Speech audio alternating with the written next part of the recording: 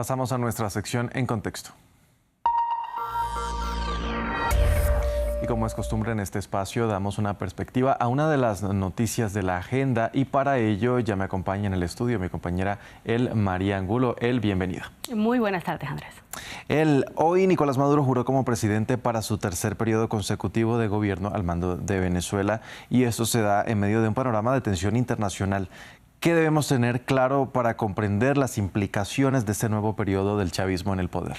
Andrés, para comprender las implicaciones de la investidura del líder chavista Nicolás Maduro como presidente de Venezuela por un tercer periodo consecutivo, primero debemos tener en cuenta que con esta jornada de juramentación como mandatario de la nación petrolera, Maduro inicia un nuevo periodo en el poder que será de 6 años, comprendidos entre el 2025 y el 2031, luego de estar al mando desde el año 2013, después de que asumiera las riendas del país tras la muerte del presidente Hugo Chávez Frías.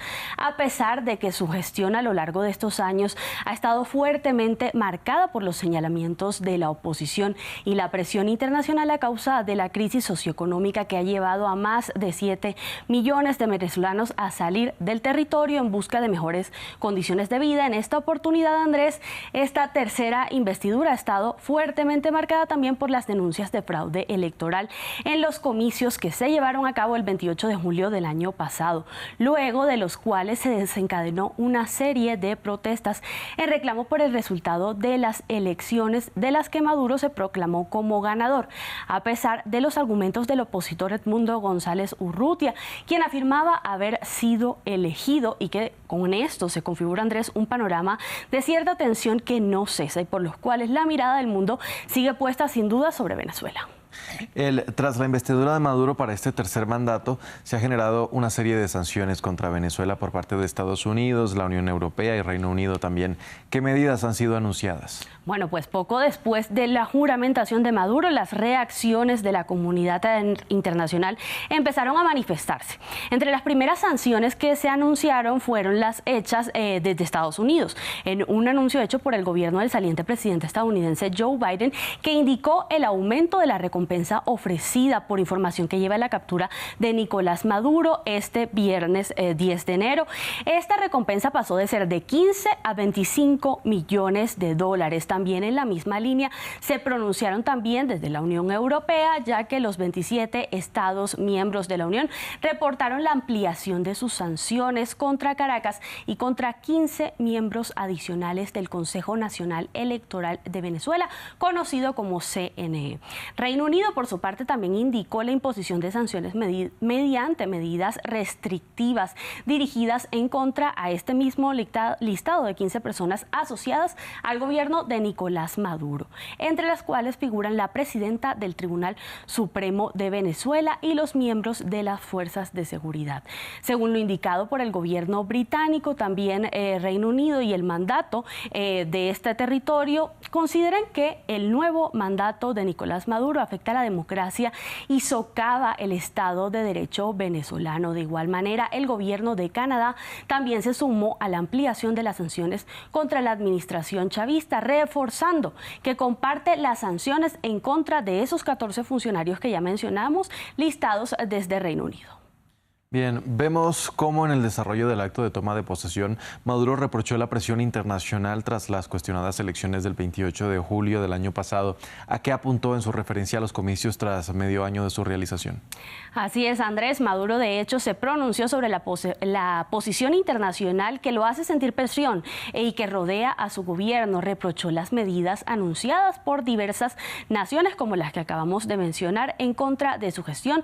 Y durante la toma de posesión, este líder chavista de 62 años declaró, abro comillas, estos símbolos no me los ha dado un gobierno extranjero, no me ha colocado como presidente el gobierno de Estados Unidos ni los gobiernos de derecha. Vengo del pueblo y al pueblo me debo. Esto fue lo que aseguró Maduro, quien además añadió que no viene de oligarquías ni del imperialismo y que a su juicio, al juramentar en este tercer mandato, su gestión muestra una especie de triunfo sobre lo que califica como el imperialismo sostenido.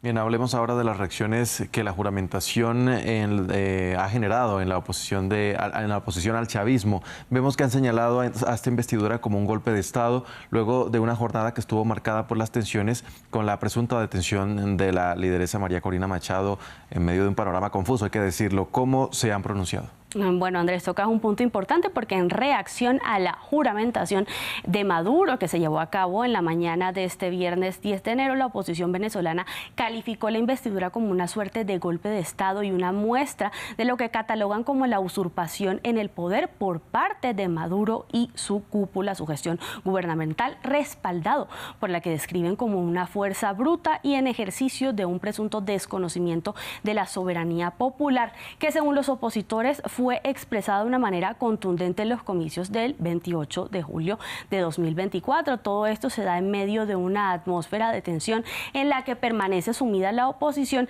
desde la jornada de ayer jueves, cuando el partido de la lideresa opositora María Corina Machado reportó su detención luego de que participara en el desarrollo de una manifestación que se realizó en Caracas, la capital venezolana, a favor del líder de la oposición, Edmundo González Urrutia. Bien, y para cerrar, vemos que luego de la investidura de Maduro, la ONU pidió el fin de las que califica como detenciones arbitrarias y desapariciones forzadas en Venezuela. ¿Qué señalaron? Justamente hace pocos momentos y también en referencia a lo denunciado por el partido de la lideresa opositora María Corina Machado, la ONU pidió el fin de las detenciones arbitrarias y las desapariciones forzadas en el territorio venezolano y detalló que existen serias dudas acerca de la legitimidad de la victoria electoral de Nicolás Maduro en julio. Señalaron también que en repetidas ocasiones las convocatorias de protestas pacíficas por parte de la oposición han sido acompañadas de reportes de uso sistemático de desapariciones forzadas como un mecanismo propio del gobierno de Maduro y que esto sigue siendo un gran motivo de preocupación porque representa una especie de violación a los derechos humanos. María Angulo, con el contexto, siempre muchas gracias. A ti, Andrés, por sí. Y ustedes, televidentes, también gracias por sintonizarnos. Los dejamos